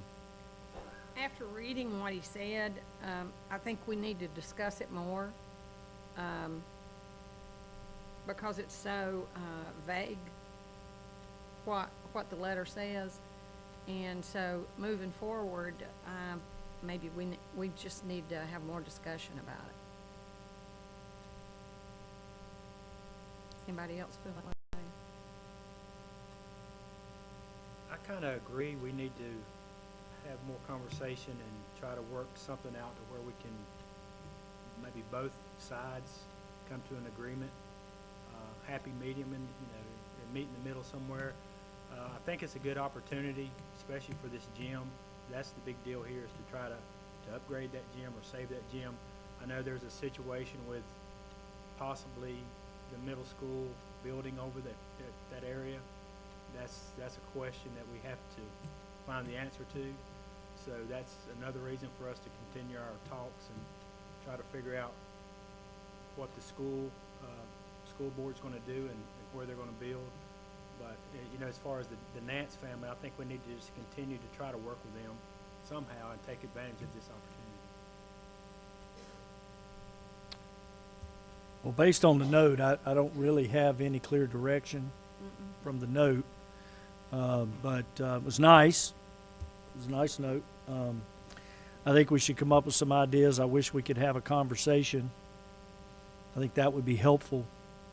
I know the Super Bowl's coming up and the playoffs, and then we have the Masters, so maybe he'll be in town for Springfest. He has come during the Wells Fargo event and golf tournament, so I'm not saying that lightly. That is time when Mr. Nance is in town. I just think it would be helpful to have a conversation either with a member of the family himself or someone other than his attorney. I think it would be very helpful. So maybe we can pursue that. Mr. Mayor. Yes, sir. This may not be a popular statement, but we appear to be negotiating with ourselves here. That there doesn't seem to be a good faith negotiation in play here. I think we have some very good ideas, some thoughts that we'd like to see happen, but I don't see any play on the other side of this equation. I see us with a lot of ideas and put forth some ideas about what we would like to see happen. I don't see anything, and this is the second time it's come up, and there's been staff time spent on it otherwise. I guess I have a little different take on this, which is table it, and if they ever bring it back up with a serious offer, we can discuss it. But at this point, there's nothing to discuss. There's nothing to negotiate. I can't negotiate with myself when nobody else is at the table. And a nice, hey, it was Come on, good Jeff. for I've you to seen you consider this. negotiate with yourself. I'm joking. Negotiate Go with ahead. myself. I'm joking. Of giving you ideas to take on or not. No, I We're not agree. even getting that. We've had our group, has gone to the rec board, and they spent a good bit of time on this. They came up with some good ideas. Those ideas were put forward, and there was no response. That's a no response. He didn't say boo. Yes, no. I mean, we sent him actual dollars. Here's the amount of money that we're asking for because of the condition of our building. If you want to put something here, this is what's required to keep the building standing, so the sign you put on it doesn't fall down when the building collapses. And we got back at, hey, this is nice. It was great to chat with you. It's like we went to lunch and hey, long lost friend you hadn't seen in a while. It was great catching up. There was nothing returned as far as the negotiation went. Our city manager has a full palette to carry on for the city business. We just, 112 recommendations tonight alone, and that's just one item. I just don't see us spending much more time on this productively. Maybe I'm alone in that opinion, but there's no negotiation going on here. We're just talking about good ideas that aren't being funded by the person who we'd like to, as best I can see this. Well, I think his reasonable suggestions is kind of a hint at that. I was just gonna say I'm that. sorry, go ahead. Yeah, I was just gonna say that, the last statement of if you have any reasonable suggestions was sort of poignant. I don't know if it was intentional or not, but obviously he didn't consider the ideas we had reasonable. And I think that we found, and I know the Parks and Recs Commission found his suggestions unreasonable, so just. Well, I appreciate what Mr. Meadows says. I mean, he's on point. He makes a great point. I guess I was just trying to be amenable to try to be not, and I don't mean it that way, just trying to go above and beyond just to be nice, to be honest. If he shows an interest in meeting with us and talking about it, fine. If not, I'm okay with doing nothing at this point. Is that okay with you guys? Okay. All right. Thank you. My comment. Yes, sir. Mm-hmm. My comment is that he turned it over to his attorney for a reply to the city. I don't believe that if I wanted to claim naming rights for some facility of one of my siblings,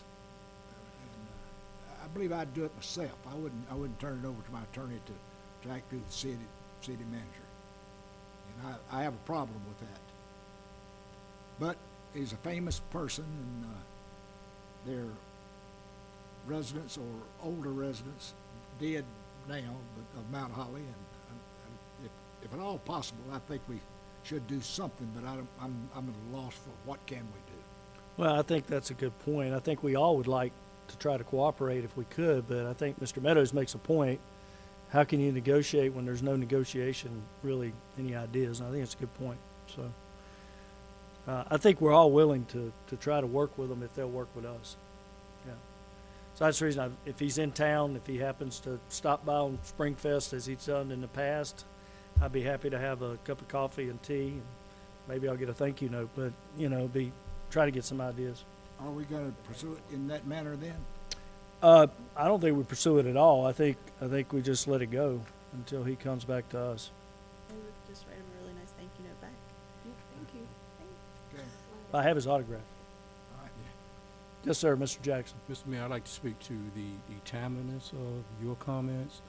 I do know from conversation with the attorney in particular that had this gone full scale, Mr. Nance was interested in having a ceremony of such to name the old gym, and it would coincide with him being in town for the golf tournament with Wells Fargo. So that was the actual ultimate plan to do it at that particular time. So I do know he's going to be in town during that time. Okay. Well, let his attorney know. I'd be happy to meet with him on behalf of the city. If he wants. Anyone else who would like to do that would be fine. Any other comments on this?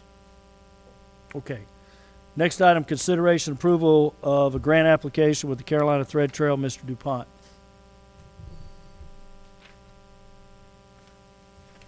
Thank you, Mayor and Council.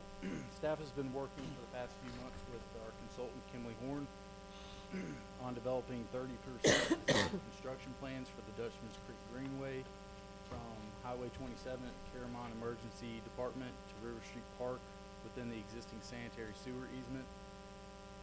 City would like to continue, or would need to continue finalizing the remaining 70% design plans which, once completed, would allow the city to move forward with any easements and construction as needed.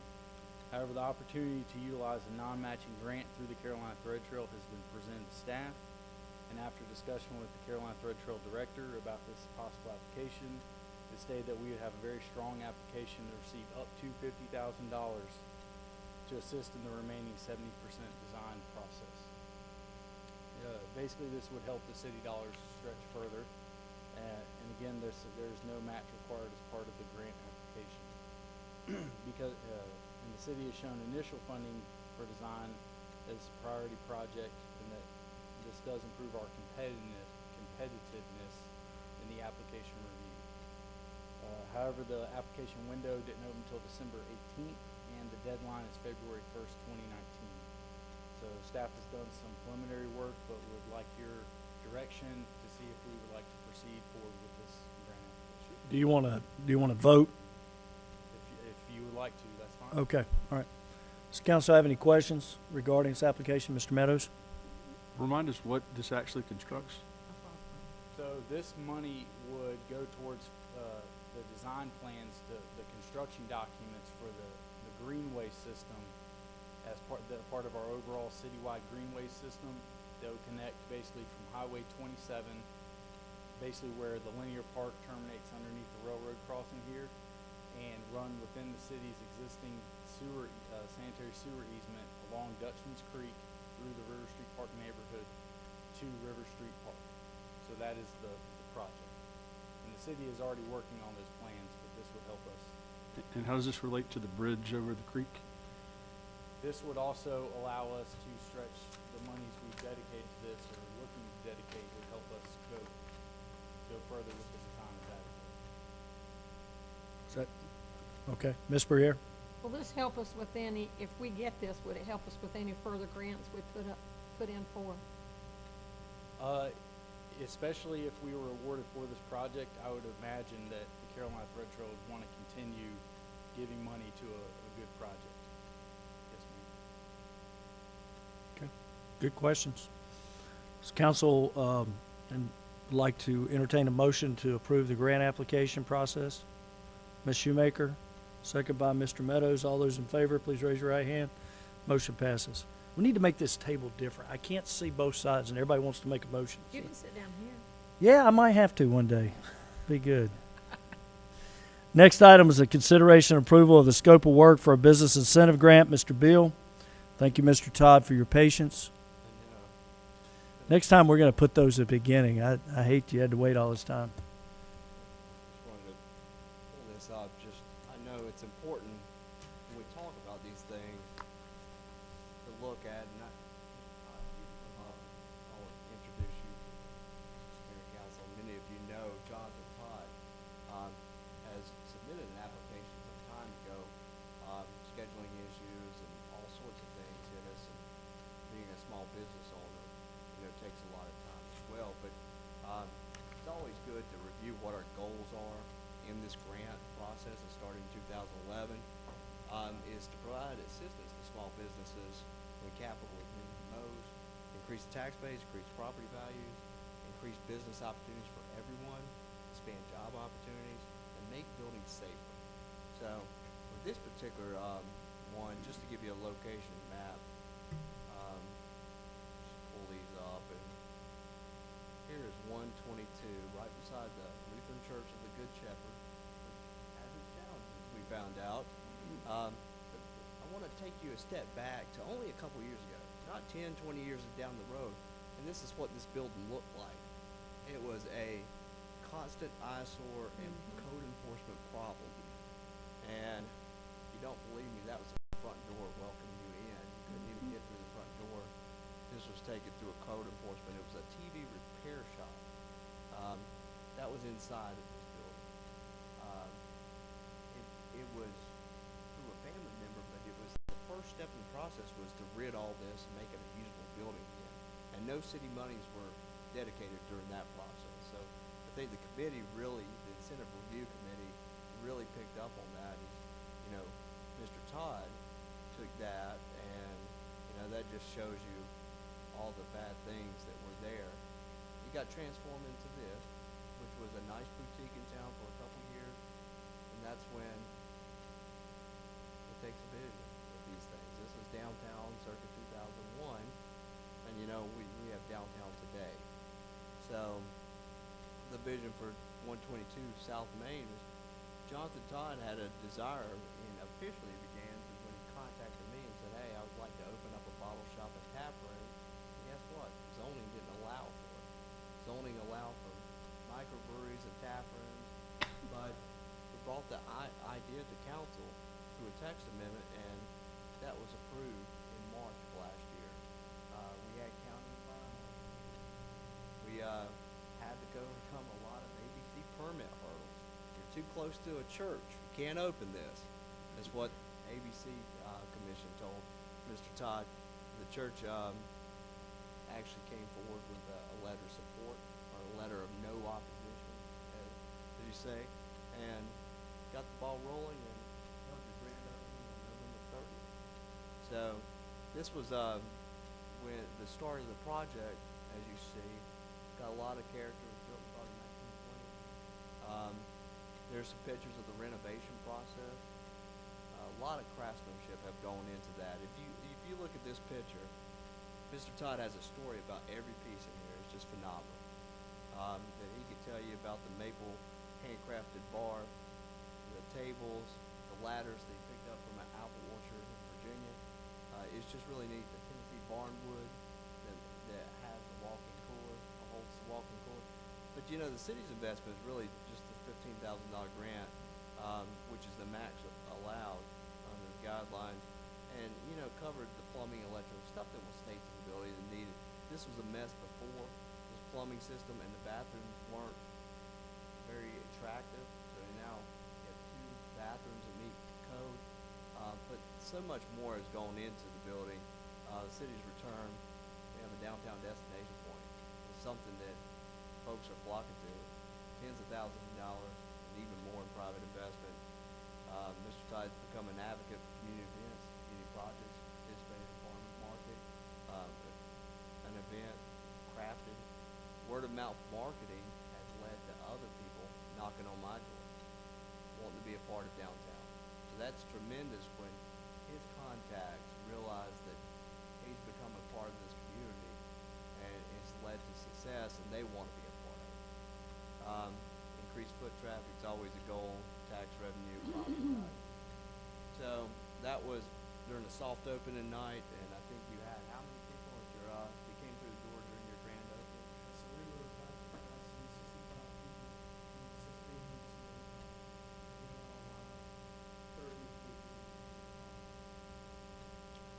30 It's just been a great, you know, win for Mount Holly. We think this, as a committee, we met several times in the course of the past couple months. We think it just epitomizes what the grant's all about, is really putting it back into the building. That otherwise, who knows, where would it be today? You know, and a lot of investment has gone in that building. So the only thing is, we're asking council to approve the scope of work as presented in the application. And, you know, that these grant checks have typically gone to the property owner, which has been the building owner and sometimes the business owner. But in this case, due to the tax issues it would cause, and Mr. Todd has invested the work, we're asking the council award the grant to Mr. Todd himself. And we fully support that as a committee. Okay. No issues with that. Does council have questions for Mr. Beal? Who owns the building? Mr. Howard. So hopefully, this is going to be the owner, you know, and you know, someday soon, and just don't, you know, it would just cause some paperwork and tax issues that would be a potential issue. Okay. We basically just had an agreement from day one. I basically paid for all the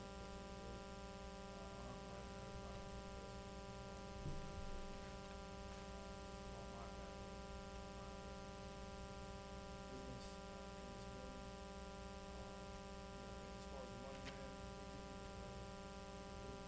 we didn't know how this was going to go.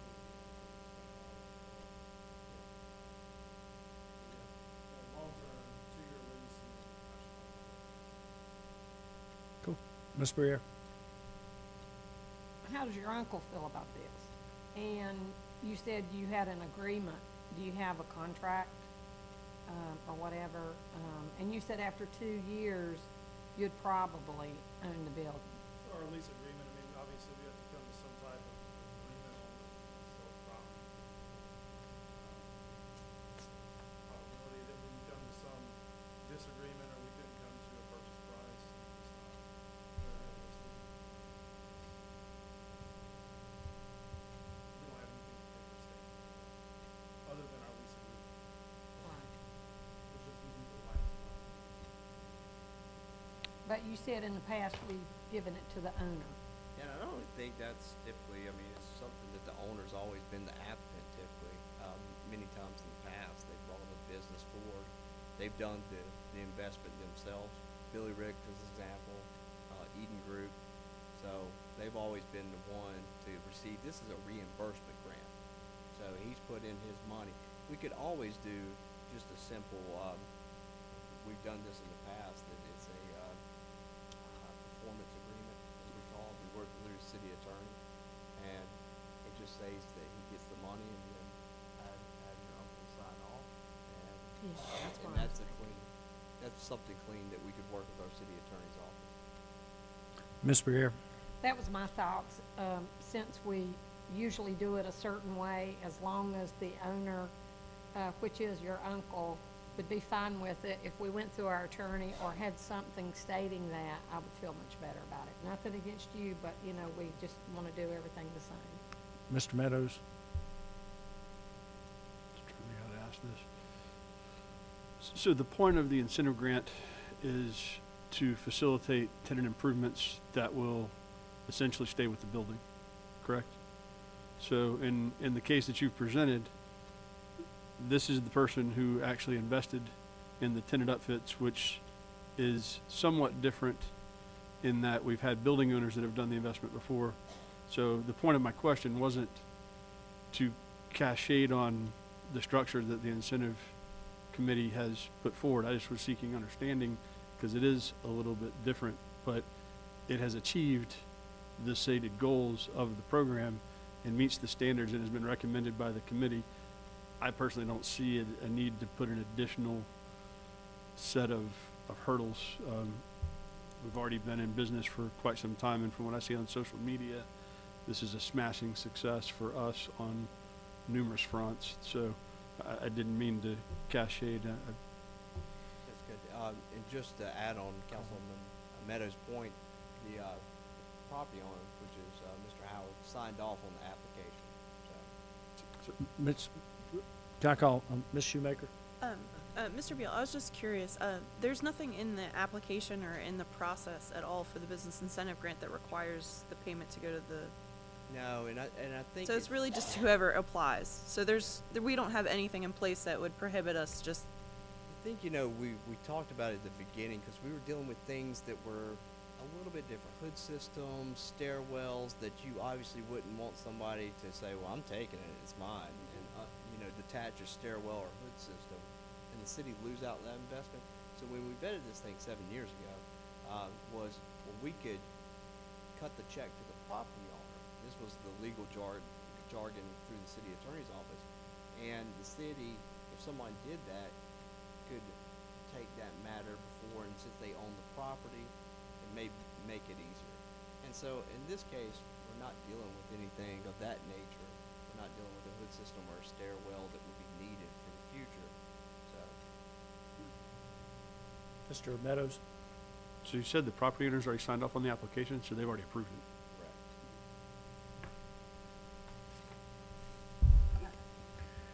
Correct. Any other questions or comments? I think I'm going to leave it up. I think what we should do is vote whether approve or not approve the incentive grant. Y'all determine the legal way to go about it. We're not attorneys. We have staff to do that. So whatever the right direction is, they'll do it. Is that fair? Mm-hmm. Okay, Mr. Moore? Motion that we approve. Okay, have a motion for approval, second by Ms. Briere. All those in favor, please raise your right hand. Motion passes. Jonathan, thank you. Thank you for being in Mount Holly. Thank you for choosing us. We appreciate you. Right. I'll be back down there Friday night. I can go tonight. I might. some painkiller for this knee. Thank you. Appreciate your time too tonight. Thank you. Next item on our agenda is closed session pursuant to North Carolina General Statute 143-318.11A3 and 5. I need a motion. Mr. Moore, second by Mr. Meadows. All those in favor, please raise your right hand. Take 5 minutes. We'll be in closed session. That's 9 o'clock.